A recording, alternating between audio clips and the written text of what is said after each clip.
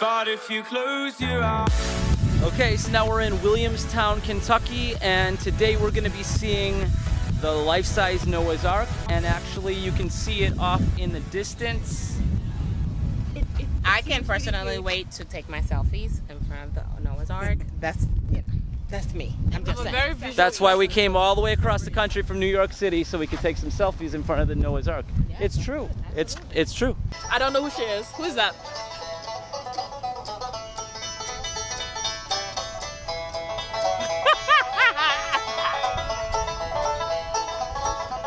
Why not?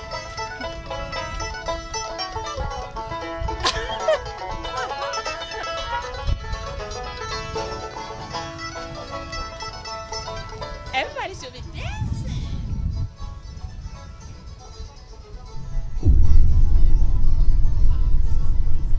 It's amazing. It's amazing. Like, I wish everyone could come here. It's literally amazing. There's no other word. Huge. Huge. Okay, so in the background you can see the Ark. Guys, Right here. Is it big or what? It's huge. Humongous. Humongous. Huge. Huge. All right, so we're gonna go in, we're gonna check it out, and we're gonna see what it was like for Noah and his family to go inside something like that after a global flood. In the background, you can kind of see some clouds. It's almost rainy. It looks like it's gonna thunderstorm, so we're gonna get in there to be safe from The sun is coming up. from the storm. You guys ready to go? Yes. Let's do it.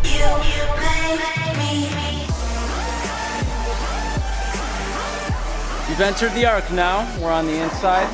They're showing what the some of the smaller cages would look like. Male and female, all in there. Yep. I wonder what type of animals are in there. What do you think, guys? Don't stick your finger in there. One of them almost bit my finger.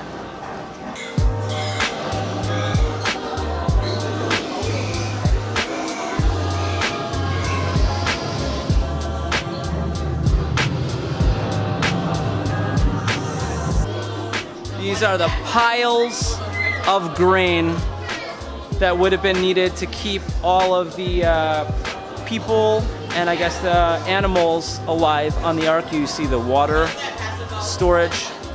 That would be water, I assume. Yeah. Lemonade, maybe?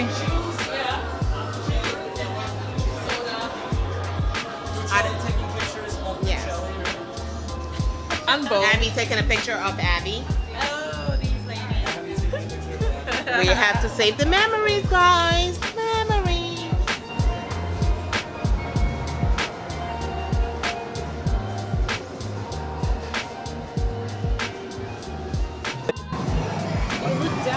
Here we have a reference to false religion that develops as humanity turned against the one true God.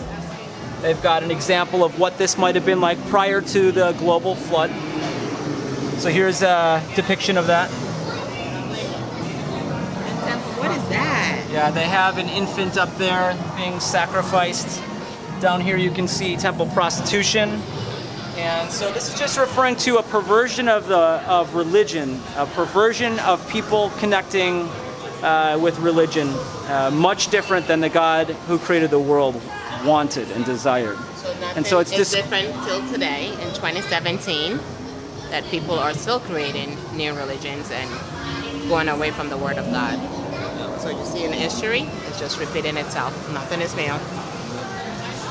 Yep, that's right. And so I think this part of the Ark, what it's describing is the why God sent a global flood. That the whole world had turned absolutely evil. And it would be really tough to be God, I think, to think about all of the horrible things that you saw, the murder, the war, the rape, the killing, generation after generation after generation, and God knew that once the world is fully evil, all it could possibly do is just pass that evil on to the next generation. There's nothing that would stop it. And so God, in His mercy and wisdom, His plan for the flood, it was right, as difficult as it is. And again, who wants to be the one who makes the decision to bring judgment upon humanity when they are so evil? And it was a tough decision, I'm sure, for God, but it was, obviously the right thing to do, because God was stopping a perpetual generation after generation passing down of evil. And so it's very interesting to think about the reasoning behind the biblical description of the global flood, why God would do something like that.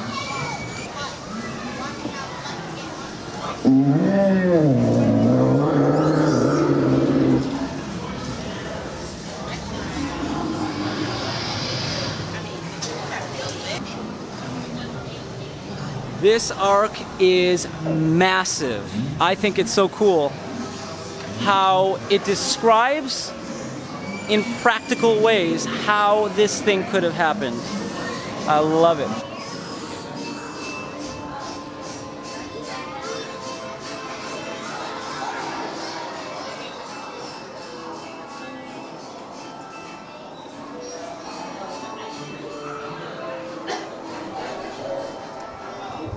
This is actually an interesting little scene in this ark.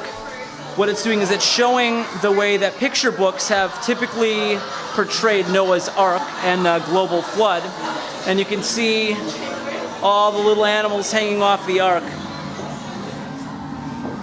All the different books that are out there on Noah's Ark. And I think what its purpose is, this particular exhibit, is to show the contrast between how it was portrayed with the animals hanging over the ark,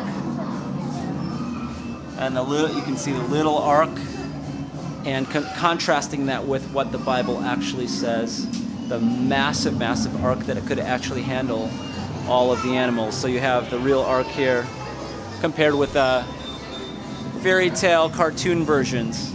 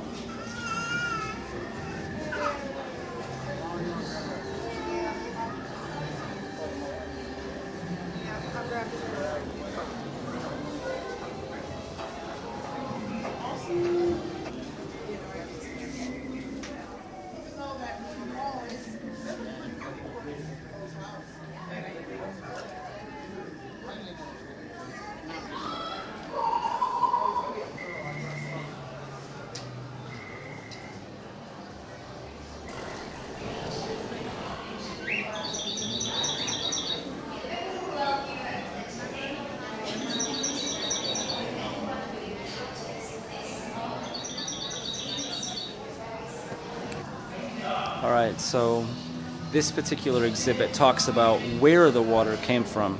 We know today there are things called aquifers, which are a large body of waters underneath the Earth's crust. Today, when we look at the Earth's crust, we see that the Earth's crust is cracked. And why would we assume that it has always been cracked? It is likely that the Earth's crust used to be perfect and have no cracks in it. And so here you can see an exhibit. It shows the Earth's crust. And here you see the cracks in the Earth's crust with water shooting out. So if there were aquifers underneath the Earth's crust at one point in the past, when the Earth cracked, the water would come shooting out, and this theory is that that's where the water came from to cover the Earth. Over here you see they're explaining how the Earth's crust cracked, and they suggest meteorites. And we can see, when we look at the Earth's crust, we can see evidence that meteorites have hit the Earth's crust in the past, massive meteorites.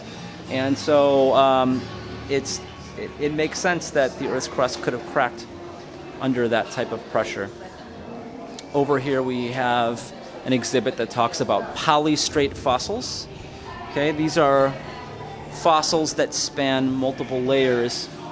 And so when Darwinian evolutionists look at the layers that we find in the Earth, they say that each layer took about many millions of years to lay down. However, when we find a fossil that spans through many layers, well, it makes sense that it's impossible for one fossil to be sticking out of the layers for many, many millions of years without disintegrating. And so when we see a fossil that spans through multiple layers called polystrate fossils or polystrata fossils, this is evidence that these layers were all laid down very quickly. Over here we're going to see what Darwinian and evolutionists perceive when they see the layers right here.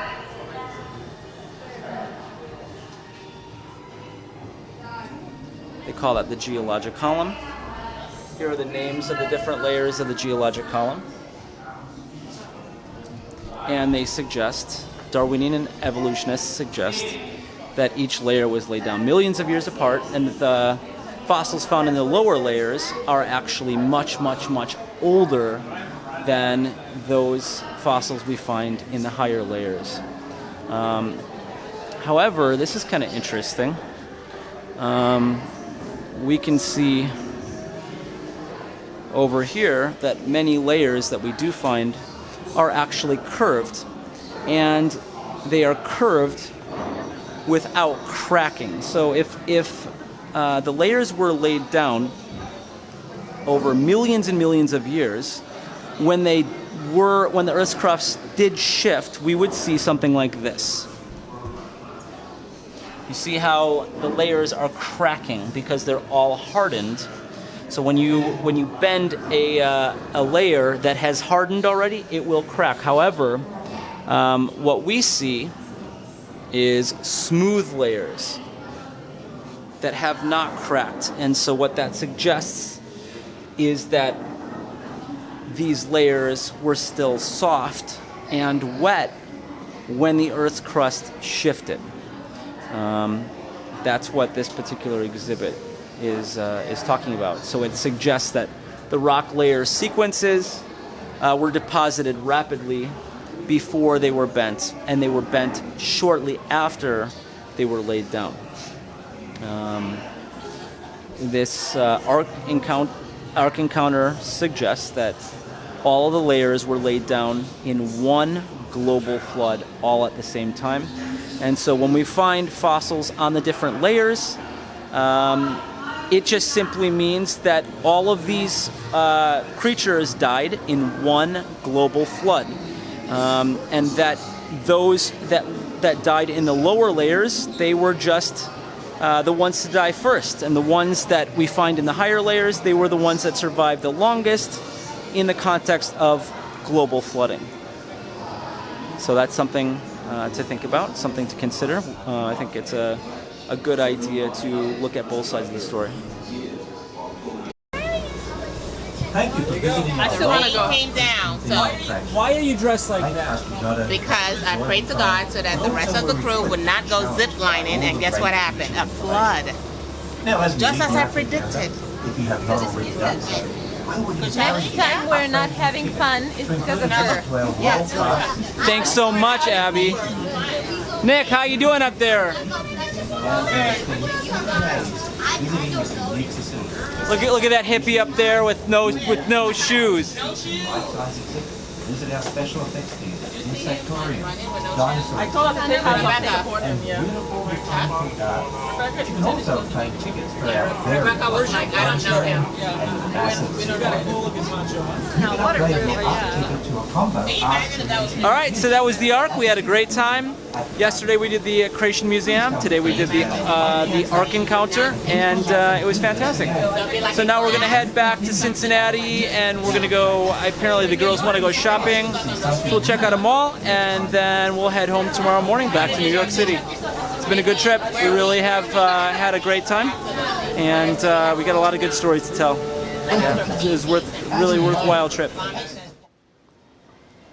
then the sideways. No, this is... Try to be careful so I don't drop the pen. Thank you. All right, ready? Yes. 1, 2, and 3. Thank Check you. to make sure they're okay. Why not? Sir, one more. No. Don't go anywhere, people. Thank you.